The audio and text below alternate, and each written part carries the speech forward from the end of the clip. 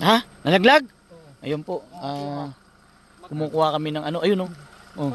Ulam. Pati niya tol. Pwede pakita.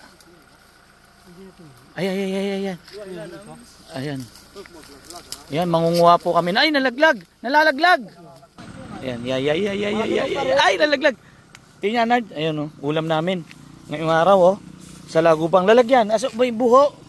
Tingnan tol, ang dami ah. Kinakain talaga yan? Talaga? Yun oh, nilagay sa buho. Tingnan na lahat ng nakuha mo. Yan.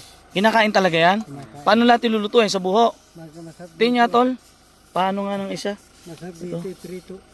Lalaki man sungay. Ito, pagka ganito lalaki. Ayun. Wala na? Ayun, ang dami. Abangan nyo po yung pagluluto nila dito. Tingnan natin kung ano lasa. Siyempre titikman ni Patrick yan, no? O, yun, no? Ano tawag nyo dyan, tol? Pero ang alam ko sa amin, uang ang tawag dyan.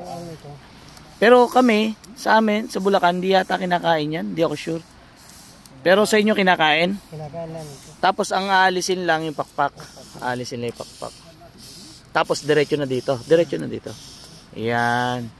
Iluluto lang sa buo. Lalagay, anong Ricardo lalagay? Wala. Asin bechin? Pwede ba asin na lang? Talaga, ano lasa niyan, Nard? Masarap. Oy, lumipad.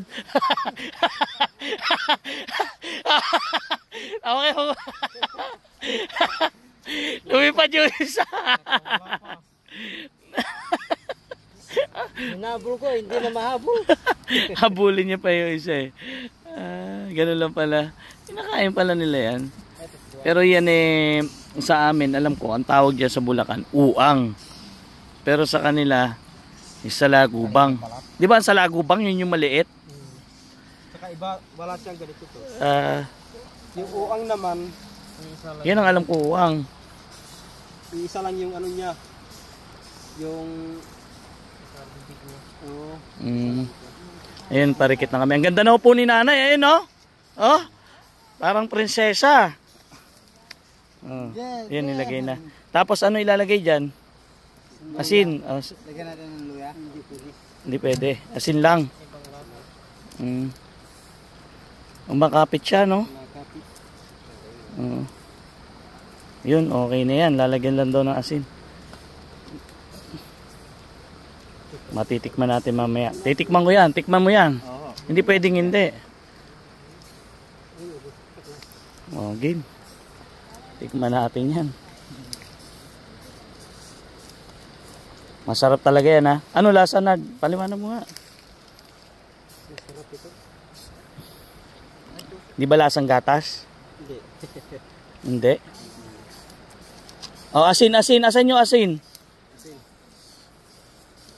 Lagyan na ng asin para diretso salang na. Magkaalaman na kung ano lasa. Hindi lang basta exotic yan, ha? Exotic food talaga. Di ba pwede pagkaluto sa kanilang ano yan? Ayan, lagyan mo nga asin, Glenn. Gano'ng karami asin? Buhos na natin pa. Konti lang daw. Lagyan mo asin, Glenn. Yun, pwede na yan.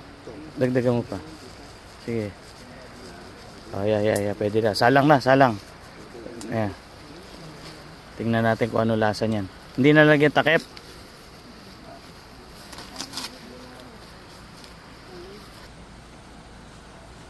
Mamaya matitikman natin yung uang na yan. Alam ko uang. Pero sabi nila sa lagubang daw. Hindi ako sure. Kasi alam ko uang tawag sa amin sa Bulacan yan eh. Mamaya matitikman ni Patrick.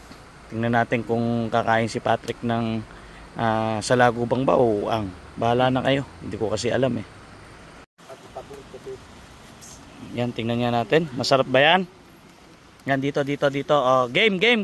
Yung mga titikim. Bubusan ni Bernard. Ayan yung salagubang na sinasabi nila. Pero ang alam ko is uang, di ako sure. May tubig, may sabaw. Ba't may sabaw? Sige, okay na yan. Taktak mo lang. Alisin mo. Yung ano lang naman titikman natin sa lagubang. Ah, ganyan siya. Oo. Sige, patunayan nyo sa akin na kinakain yan. Sino ba may kumuha niyan? O, sino unang susubo? O, ikaw nga, Nico. O, anong lasa? Masarap to. Sarap. Ikaw nga, kayo nga, tol. Tikman mo nga, tol. O, pati nga, pakita mo muna dito. May tsura. Yan, asin na to. Yan. May asin. May ano pa. Oh, nga no. Mukhang masarap nga. Oh, Glenn, tikman mo, Glenn. Oh, ano lasa, Glenn? Patrick, tikman mo. Tikman din natin. Ganyan siya, oh. Oo nga po. May salibubang po kasi katulad na to. Kaso to, may sungay. Yung uro ay yun eh. Tikman mo. Sarap nga. Ngayon lang po nakakain ng ganito. May sungay. Ay, kakaiba. Lalong mas maganda to kung prito siya. Prito. Malutong. Malulutong ako. Pero ang sarap nung laman niya sa loob. Masarap nga siya. Pwedeng tanggalin mo na lang yung ulo.